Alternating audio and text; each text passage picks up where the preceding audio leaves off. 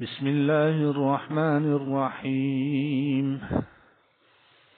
إن في خلق السماوات والأرض واختلاف الليل والنهار والفلك التي تجري في البحر بما ينفع الناس وما أنزل الله من السماء من ماء فأحيا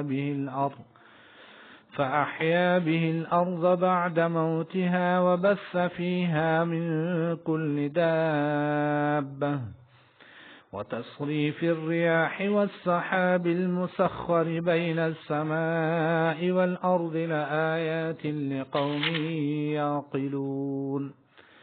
ومن الناس من يتخذ من دون الله أندادا يحبونهم كحب الله والذين آمنوا أشد حبا لله ولو يرى الذين ظلموا إذ يرون العذاب أن القوة لله جميعا وأن الله شديد العذاب.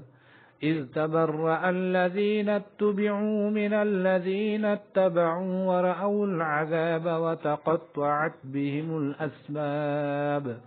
وقال الذين اتبعوا لو أن لنا كرة فنتبرأ منهم كما تبرأوا منا كذلك يريهم الله أعمالهم حسرات عليهم وما هم بخارجين من النار.